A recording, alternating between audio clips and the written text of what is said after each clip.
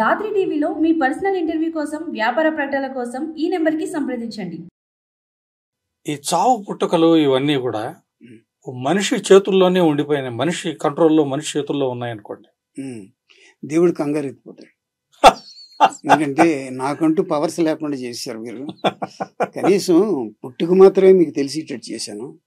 చావు అన్నది మీకు ఎప్పుడు ఏమిటన్నది అది నా దగ్గర ఉంచుకున్నా, అది కూడా మీ చేతికి ఇచ్చేస్తే ఇక నా ఉనికి అర్థం ఉంది. గుళ్ళు గోపురాలు అన్నీ లేచిపోతాయి కదని భగవంతుడు భయపడతాడు.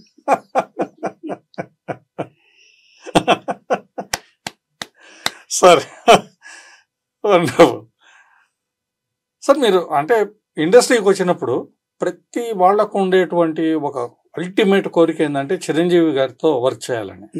మీరు మెగాస్టార్ గారితో వర్క్ చేశారా సార్? మెగాస్టార్ గారితో వర్క్ చేసే సిచ్యువేషన్ డైరెక్ట్ సినిమాకి రాలేదు, కానీ మన సత్యానందం గారు ఉన్నారు కదా డైలాగ్ రైటర్, ముగ్గురు మనగాళ్ళు సినిమా వాళ్ళు చేసేటప్పుడు మెడ్రాస్ పిలిపించారండి నన్ను. అంటే ముగ్గురు హీరోయిన్లు ఆ రొమాంటిక్ ట్రాక్స్ డెవలప్ చేయడం కోసం నన్ను పిలిపించారు. పిలిపించిన తర్వాత వెళ్ళాను. సో అది ఎంత గొప్ప అనుభూతి అంటే ఆ ఇంట్లోనే కూర్చున్నా. రవిప్రసాద్ అవుట్డోర్ ఇంటి పక్కనే హౌస్ కూర్చొని కథ అంతా నెరేట్ చేస్తే సత్యానంద్ అడిగాను. ఆయన బాగా క్లోజ్గా ఉంటాడు. నన్ను ఎందుకు పిలిచారంటే, ఇంకో రచయిత ఉన్నాడు కదా మీ నావలిస్టు, ఆయన రొటీన్ అయిపోయాడు, ప్రతిదీ ఫ్రెష్గా ఉంటుంది మీ నోటి నుంచి అంటే ఇది చెప్పాను. అంత బాగానే ఉంది అని ఫీల్ అయ్యారు. కంటెంట్ చెప్తే చాలుగా సత్యానంద్ అలిగిపోతాడు బాగా బ్రహ్మాండంగా. అంత అయిన తర్వాత అక్కడ ఏసీ బాగా ఎక్కువ చేస్తుంటే ఇందాటి నుంచి వర్రీ అవుతున్నారు, చెప్పరా మీరు నాకు అన్నాడు చిరంజీవి గారు. అని నన్ను తీసుకొచ్చి ఇలా కూర్చోబెట్టాడు. అంటే మీకు అంటే అసలు మిమ్మల్ని చూడడం, మిమ్మల్ని కలవడమే ఒక విచిత్రమైన అనుభూతి కదండి, అది భరించేస్తారు బాధని. అంత అయిన తర్వాత కాఫీలో ఇది అయిన తర్వాత ఓకే కంటెంట్ ముగ్గురు ట్రాక్స్ చెప్పేసిన తర్వాత బయటకు వస్తుంటే అడిగాడు, మీరు నేను హైదరాబాద్ వచ్చినప్పుడు ఎందుకు కలవరు? చాలామంది రైటర్స్ నన్ను కలుస్తుంటారు షూటింగ్లు. అంటే నాకు ఉద్యోగం ఉందండి, I give first preference to my job. తర్వాత మీరంటే పిచ్చి అభిమానం, అందులో డౌట్ లేదు. కానీ పని పాట లేకుండా మీ దగ్గరికి వచ్చి ఈరోజు అవసరం ఉంది పిలిచారు, ఐఎమ్ హ్యాపీ, నాకు ఆ మాత్రం గుర్తింపునిచ్చినందుకు. కానీ మీ ప్రైవసీని నేను డిస్టర్బ్ చేసినట్టు అవుద్ది పదే పదే మీ దగ్గరికి వస్తాయి. మీరు హోటల్లో ఉంటారు, మీరు ఏ పరిస్థితుల్లో ఉన్నారో నాకు తెలియదు, అక్కడికి వస్తే అది ప్రైవసీని డిస్టర్బ్ చేయడం కదా అంటే ప్యాట్ చేసి గుడ్ గ్రేట్ అండి, అవసరం ఉన్నప్పుడు పిలుస్తాను అన్నారు. వెళ్ళేటప్పుడు కళ్యాణ్ కారులో డ్రాప్ చేసి హోటల్ దగ్గర అన్నారు. ఎవరు? పవన్ కళ్యాణ్. అప్పుడు ఉట్టి కళ్యాణే ఆయన కారులో డ్రాప్ చేసి వాడమాట. నాకు ఆశ్చర్యం ఏంటంటే ఈరోజు డిప్యూటీ సీఎం పవన్ కళ్యాణ్ ఆ పవన్ కళ్యాణ్ కంపేర్ చేసుకుంటే చాలా స్లిమ్గా ఎంత పెద్ద హీరో, ఎంత పెద్ద చరిత్ర అని మార్చేసే గొప్ప వ్యక్తి అవుతాడని ఒక స్టాల్వర్ట్ చరిత్ర తిరగరాసిన ఒక గొప్ప వ్యక్తి మిమ్మల్ని డ్రైవ్ చేసుకుంటూ వచ్చి ఇంటి దగ్గర డ్రాప్ చేసి హోటల్ దగ్గర. ఇది మాత్రం ఎవరికి దక్కని క్రెడిట్ సార్ ఇది. అలాగే కృష్ణరాజు గారుకి ఒక కాస్మోపాలిటన్ క్లబ్లో ఆయన మెంబర్షిప్ ఉండి అందులో నుంచి నా చేత మేజర్ సంగ్రామ్ అని నవల రాయించాడు, ఎందుకంటే తను చెయ్యాలని. అప్పుడు కథ డిస్కషన్కి వెళ్ళినప్పుడు వాళ్ళ ఇంటికి వెళ్ళేవాడిని అప్పుడప్పుడు, కృష్ణరాజు గారి ఇంటికి. ఒక కుర్రాడు తెల్లగా బుర్రగా ఎర్రగా ఉంటే వెళ్తుంటే అబ్బాయి ఎవరు అంటుంటే మా తమ్ముడు కొడుకు, నేను నాకు పిల్లలు కాబట్టి పెంచుకుంటున్నాను. ఆ కుర్రాడు బాగున్నాడు కదని చిన్న వయసుకి ఎంత హైట్ ఉన్నాడు ఎత్తుకునేవాడిని, ఒకటి గారా ఎత్తుకుంటే ఆ తర్వాత తెలిసింది ప్రభాస్ తనని. సో విచిత్రం ఏంటంటే చాలా పాపులర్ వ్యక్తులతో ఎక్కువ పరిచయం లేకపోయినా వాళ్ళని ఎలా షేడ్ ఎలా టచ్ చేసుకుని వెళ్ళింది నా లైఫ్.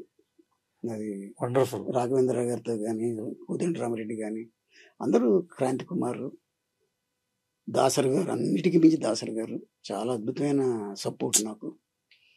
ఆయన ఒక గాడ్ ఫాదర్ అయినాడు చాలా మందికి. తర్వాత రామ్ గోపాల్ వర్మ. ఈరోజు రామ్ గోపాల్ వర్మ నాకు దూరంగా ఉన్నా నేను బాధపడేది ఒకటే, డెఫినెట్గా ఇండియా నుంచి హాలీవుడ్కి వెళ్ళే ఒక గొప్ప హీరోని మన దేశం కోల్పోయిందండి, అంతే. Such a great thinker.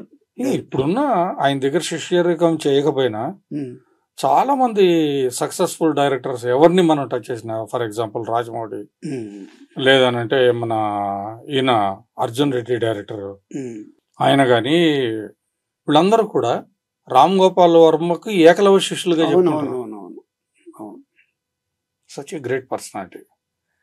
Sir TV ఇండస్ట్రీలో మీరు దాసరి గారి కంపెనీలోనే ఒక సీరియల్కి అభిషేకం సీరియల్కి గిన్నీస్ రికార్డ్ గిన్నీస్ కదండి, లిమ్కా బుక్ ఆఫ్ రికార్డ్స్. ఎన్ని ఎపిసోడ్లు సార్? 2380 ఎన్నో రాశాను. ఆ తర్వాత ఫెడప్ అయిపోయానండి. 9 ఏళ్ళు అయిపోయింది అప్పటికి. ఎంత నెక్స్ట్ ఆయన చెప్పింది ఏంటి, గోరింటాకు సినిమా పాయింట్ చెప్పాడండి. కథ అయింది. ఆ పాయింట్ అంటే ఆ పాయింట్ నుంచి డెవలప్ చేయవే అన్నాడు. ఆ డెవలప్ చేసేటప్పుడు ఎక్కడి నుంచి ఎక్కడికి వెళ్ళాలో ఏమిటో రకరకాల విచిత్రమైన మార్పులు ఉంటాయి కదా, అలా చేసుకుంటూ వెళ్ళిపోతున్నారు. రేటింగ్ బాగానే వస్తుంది, కంటిన్యూ అవుతుంటే ఈటీవీ వాళ్ళు అప్లై చేశారండి.